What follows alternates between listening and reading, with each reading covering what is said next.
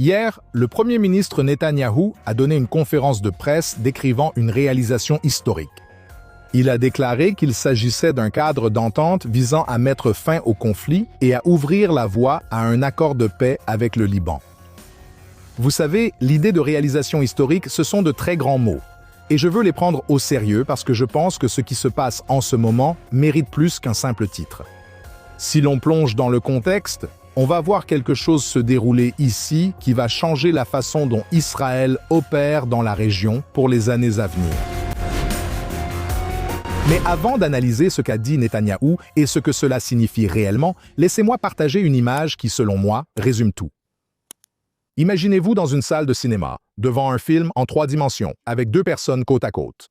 L'une porte les lunettes et l'autre non. C'est le même écran. Ce sont les mêmes images, mais une expérience complètement différente. Et je pense que c'est ce qui se passe aujourd'hui lorsque l'Occident regarde le Moyen-Orient et que la lentille qui définit tout cela, on l'appelle le réalisme. Je souhaite aborder l'Occident et le luxe de la distance, un sujet qui mérite réflexion. L'Occident n'a pas connu de conflit majeur sur son propre sol depuis plus de 100 ans. Réfléchissez à l'effet progressif de cela, génération après génération, sur la pensée d'une civilisation. Vous savez, quand vos ennemis sont loin et que vous ne ressentez pas directement la douleur, vous avez une sorte de luxe, le luxe de vous tromper sans en payer le prix immédiatement. La distance vous donne du temps et la distance vous permet de faire des expériences. Et je crois vraiment qu'au cours des dernières décennies, même en remontant jusqu'à la Seconde Guerre mondiale, l'Occident a mené ces expériences. L'idée, par exemple, que le mal peut être réformé si on lui donne de la légitimité ou des ressources, parce que nous voulons tous vivre une vie meilleure. Mais le problème, c'est que pour les personnes qui sont vraiment mauvaises, surtout quand il s'agit d'un mal motivé par la religion, la vie meilleure qu'elles recherchent n'est pas dans ce monde. Elle est dans l'au-delà. Et la seule façon pour eux d'y accéder, c'est de détruire dans ce monde tout ce qui s'écarte de leur vision fanatique de la religion, ou toute personne qui pense autrement. Je ne dis pas que tous les dirigeants occidentaux pensent qu'en cédant au mal et en le réformant, il changera. Mais en tant qu'instinct fondamental, comme prisme par défaut, cela a influencé énormément de décisions. Il est utile de se souvenir de ce que George Washington avait compris à la fondation de l'Amérique. Il a dit que se préparer à la guerre est l'un des moyens les plus efficaces de préserver la paix. Maintenant, ce n'est pas une déclaration belliciste. C'est ce qu'on appelle le réalisme. Maintenant, changeons de perspective et tournons-nous vers le Moyen-Orient. Comparons cette idée selon laquelle le pouvoir est par nature mauvais et que le compromis est un signe de force. Dans la réalité d'Israël, l'Égypte, la Jordanie, la Syrie et le Liban ne sont pas à des milliers de kilomètres. Ils sont à quelques kilomètres, juste à côté. Et dans cet environnement, une erreur de jugement n'est pas un problème académique ou une expérience de laboratoire que l'on peut simplement corriger lors de l'expérience suivante. Vous le ressentez immédiatement. Et donc, que vous soyez religieux, laïque, de droite ou de gauche, il y a en ce moment en Israël une forme de clarté durement acquise, qui vient du fait de vivre à côté de nos ennemis. L'État d'Israël, je dirais, a toujours fonctionné, surtout dans ses meilleurs moments, selon un principe fondamental. Ce mal motivé par la religion, le fondamentalisme islamique, ou un autre fondamentalisme comme les croisades qui ont persécuté les Juifs au Moyen Âge, ne recule pas de lui-même. Il ne répond pas aux incitations économiques comme le ferait un acteur politique normal. Il ne se réforme pas parce que vous lui tendez la main pour la paix. L'histoire, du moins dans cette région, et je pense probablement dans le monde entier, suggère que le mal ne recule que lorsqu'il est véritablement et complètement vaincu. Nous l'avons vu avec l'Allemagne. Nous l'avons vu avec le Japon. Ce sont 2 exemples parmi peut-être une poignée. Et ils ont tous le même point commun. Une reddition absolue et inconditionnelle. Maintenant, je veux examiner la leçon qui ne cesse de se répéter et qui va nous mener à l'accord actuel auquel faisait référence le Premier ministre Netanyahou. Revenons au Liban en 2006. J'ai participé à cette guerre. Cette guerre permet de comprendre de façon essentielle ce qui se passe en ce moment. Après la guerre de 2006, il y a eu un plan soutenu par la communauté internationale. L'armée libanaise, soutenue par la FINUL, devait désarmer le Hezbollah et contrôler la zone au sud du fleuve Litani en s'assurant que le Hezbollah ne soit présent nulle part dans cette région. Cela semblait faisable pour beaucoup, surtout l'ONU, mais pas pour Israël. C'est logique pour beaucoup de gens, et c'est même le genre d'accord que les États-Unis et d'autres nations pourraient présenter à l'ONU sans sourciller. En réalité, c'est l'inverse. Le Hezbollah s'est beaucoup développé au lieu de diminuer. Pourquoi? Parce que l'Iran observait. Et ce que l'Iran a vu, ce qu'il a interprété, c'est que le retrait israélien sous la pression montrait que le Hezbollah avait survécu. Le Hezbollah est passé d'une menace régionale de moyenne portée à la plus grande organisation terroriste non étatique du monde. Ils ont reçu un financement massif de l'Iran, un soutien massif d'autres grandes nations, parce qu'ils étaient ceux qui avaient attaqué Israël et étaient perçus comme ayant réussi. Et pire encore, le Hezbollah est devenu un modèle, il est devenu une franchise. D'autres groupes en ont tiré les leçons. Le Hamas en a tiré les leçons et a rapidement agi pour s'emparer de la bande de Gaza. Quelques années plus tard, ils ont lancé des missiles sur Israël, ce qui a conduit à l'opération Plomb durci. Comme je l'écris dans mon livre, quand les pierres parlent, les ondes de choc ont même atteint profondément l'intérieur d'Israël aussi. Le mouvement islamique du Nord, qui est essentiellement une branche des frères musulmans, a vu le rapport de force changer et a commencé à recruter des Arabes israéliens. Or, ces Arabes étaient en grande partie loyaux envers Israël. Ils considéraient qu'Israël était une puissance forte, et ils ont commencé à s'éloigner d'Israël lorsqu'ils ont vu le retrait israélien et la montée du Hezbollah. Et leur chef, Red Salah, qui, soit dit en passant, est un maire israélien ayant effectué 2 mandats, reçoit de façon inconcevable une pension, a conduit ses partisans, des Arabes israéliens, depuis le nord, depuis ce qu'on appelle le Triangle, vers la vieille ville. Ils ont rassemblé des foules à Silouan et Sheikh Jarrah, près de la vieille ville, et tenté de passer par la porte des immondices, à côté du mur occidental. Mais la police les a repoussés. Ils sont alors allés vers la cité de David. Je me souviens de ces jours. Ils ont incendié les voitures appartenant aux responsables arabes travaillant sur les fouilles, et ils ont forcé plus de 90 employés arabes à démissionner. C'est le prix à payer en aval d'une faiblesse perçue. Quoi qu'il arrive, cela ne reste jamais contenu. Maintenant, il y a une question que nous devons nous poser, en nous concentrant sur aujourd'hui. Nous y voilà. Il y a un nouvel accord pour le Liban. L'armée libanaise, soutenue par un investissement américain de 100 millions de dollars, a de nouveau pour mission de désarmer le Hezbollah. Et l'espoir, du moins sur le papier, c'est que le Liban finira par se stabiliser, peut-être se normaliser avec ses voisins, peut-être même un jour avec Israël. Et je veux poser une question honnête. Mettons notre casquette de réaliste, pas une casquette rhétorique, une vraie. Qu'est-ce qui va être différent cette fois-ci? Qu'est-ce qui a fondamentalement changé pour permettre à l'armée libanaise, qui n'a pas réussi à désarmer le Hezbollah en 20 ans, de le faire maintenant? Maintenant, beaucoup de gens répondront à cette question en disant « Eh bien, maintenant le Hezbollah est tellement affaibli que c'est l'occasion. » Mais nous sommes à un tournant, car même si le Hezbollah est affaibli, l'Iran est maintenant perçu comme survivant à la pression internationale.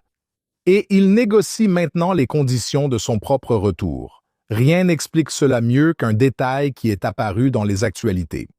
Récemment, même la semaine dernière, le Hezbollah a placé des panneaux menant à l'aéroport international de Beyrouth, félicitant l'Iran pour l'accord. Ce n'est pas le comportement d'une organisation qui se considère comme perdante, et en dit long sur la façon dont le Hezbollah perçoit la situation. Et il y a une véritable tension au cœur de tout cela qui, à mon avis, n'a pas été suffisamment abordée. L'accord des États-Unis avec l'Iran donne une légitimité aux gardiens de la révolution islamique. Un corps des gardiens de la révolution islamique plus fort renforce son relais au Liban, qui est le Hezbollah.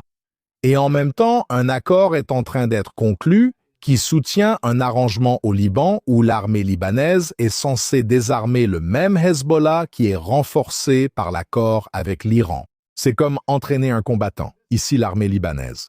Et avant de les envoyer pour neutraliser, désarmer et démanteler le Hezbollah, vous les handicapez avant même qu'ils n'entrent sur le ring. Maintenant, je ne suis tout simplement pas sûr de la façon dont ces deux choses s'accordent. Il y a peut-être quelque chose qui m'échappe, mais nous devons tous nous interroger.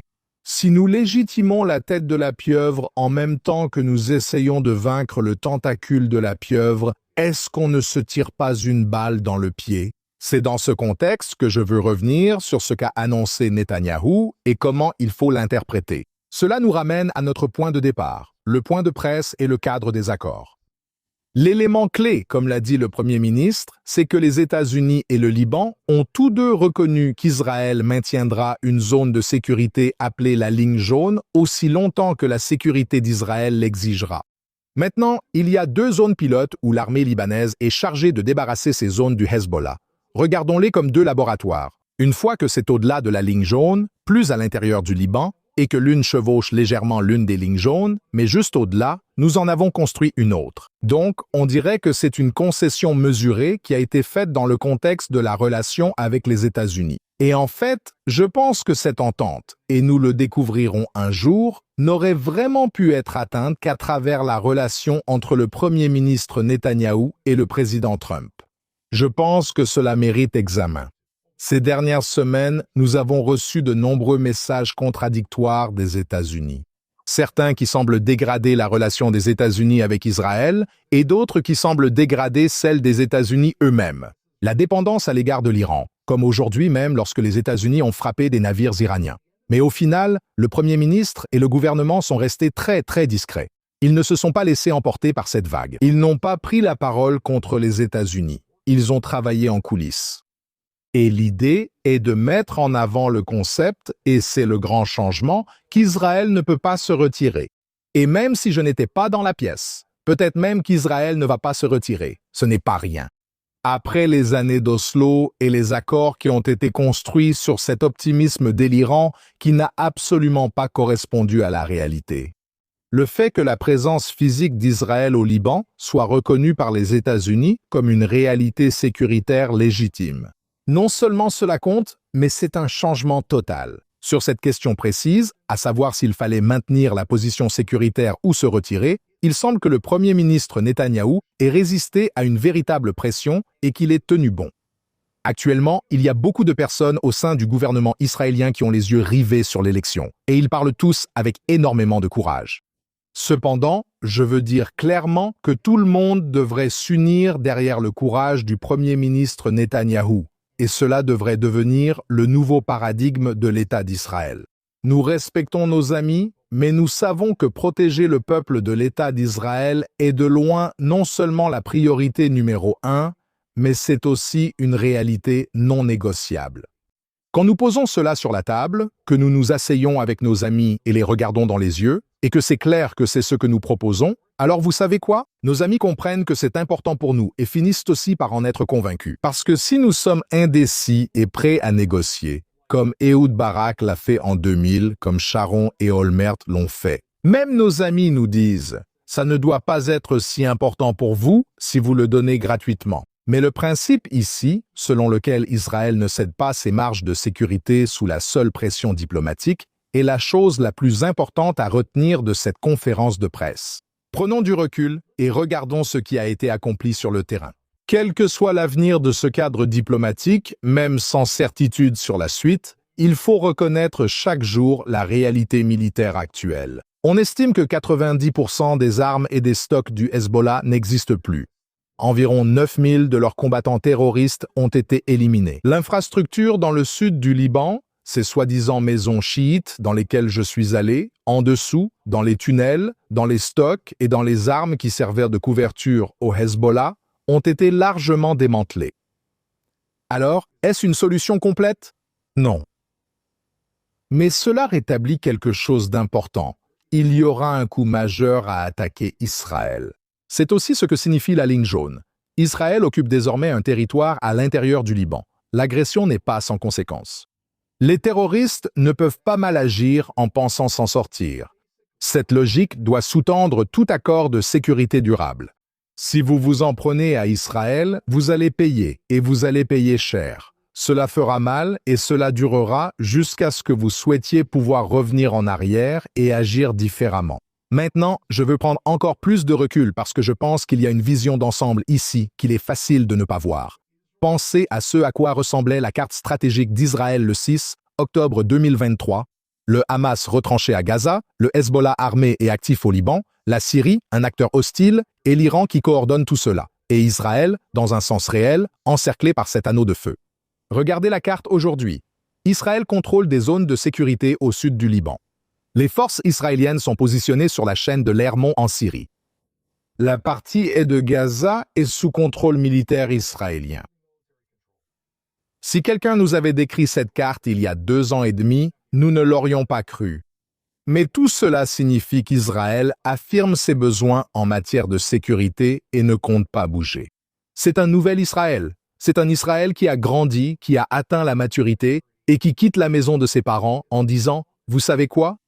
Je vais gérer ça tout seul. » Au début, le parent pourrait dire « Eh bien, tu sais, je veille sur toi. » Mais finalement, le parent dit « Tu sais quoi? » Un bon parent dit « Tu sais quoi? Il est temps que tu te débrouilles par toi-même. Tu réussiras mieux ainsi. » Vous savez, je pense que Clausewitz, le grand stratège conservateur, avait raison quand il a écrit que la guerre est la continuation de la politique par d'autres moyens. Phrase très connue, souvent enseignée, mais que signifie-t-elle vraiment? Cela signifie que sans une force militaire efficace que vous êtes prêt à utiliser, vous ne pourrez jamais venir à la table des négociations et atteindre vos objectifs. Vous devez avoir une menace militaire crédible et la capacité de l'utiliser. Depuis le 7 octobre, il n'y a probablement eu aucun pays, certainement aucun bon pays, positif, épris de liberté dans le monde depuis peut-être des décennies, qui soit aussi disposé à utiliser la force militaire pour neutraliser une menace qu'Israël. Comme dit dans la Bible, si quelqu'un veut te tuer, lève-toi et tue-le d'abord. C'est un commandement biblique de ne pas attendre que ton ennemi t'ait poignardé avant de riposter. Tu te lèves et tu frappes le premier. Ce qu'Israël a fait récemment en Iran, c'est qu'Israël s'est levé et a frappé le premier.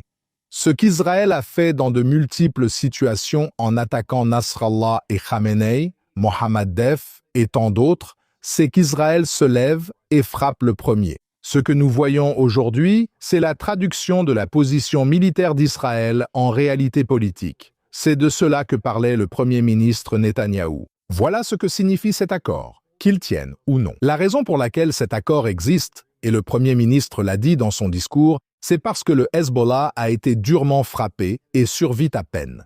Et je pense que cela représente également un véritable tournant par rapport à toutes ces idées, selon lesquelles la sécurité pouvait être atteinte par des concessions et la construction de la confiance avec des acteurs qui n'avaient pas encore et ne démontreront jamais qu'on pouvait leur faire confiance. Nous avons vu où cela a mené. Les cicatrices sont bien réelles. Alors, où cela nous laisse-t-il? Vous savez, honnêtement, j'aborde la situation avec humilité. Je me suis déjà trompé et je le reconnais ici. Je me suis déjà trompé. L'arrangement libanais, ça peut marcher. J'espère que ça marchera. Je ne vois toujours pas ce qui permettrait à l'armée libanaise de faire ce qu'elle n'a pas pu réaliser en 20 ans. Je ne suis pas cynique. Ma question est claire. Je ne veux pas que nos soldats ou notre peuple en perdent le prix. Si l'accord tient et que le Liban s'oriente réellement vers le désarmement du Hezbollah, ce serait fantastique. Sinon, Israël devra affronter de nombreux choix difficiles. Des dynamiques internes au Liban méritent d'être surveillées. Une population qui a vécu sous l'ombre du Hezbollah pendant longtemps et qui pourrait, à mesure que cette ombre s'affaiblit, trouver sa voie, un peu comme ce qui s'est passé en Iran. Ce qui me semble clair, ou du moins ce que les preuves de ces dernières années semblent indiquer, c'est que tout dirigeant israélien qui affirme vouloir protéger la population de ce pays doit prendre au sérieux la leçon selon laquelle ces zones de sécurité ne sont pas négociables, que l'ennemi doit comprendre qu'il y a un véritable prix à payer pour attaquer et que le positionnement militaire sur le terrain compte. Non seulement sur le moment, mais aussi comme dissuasion pour les années à venir. Quand quelqu'un pense attaquer Israël sans en payer le prix. Donc, en fait, nous vivons quelque chose de profondément historique. On ne le ressent pas toujours ainsi quand on est en plein dedans. Mais je pense qu'en y repensant, les décisions qui sont prises en ce moment sur la position d'Israël, littéralement, vont façonner le prochain chapitre de l'histoire de ce pays. Sous Ron Spillman, c'est le véritable Orient.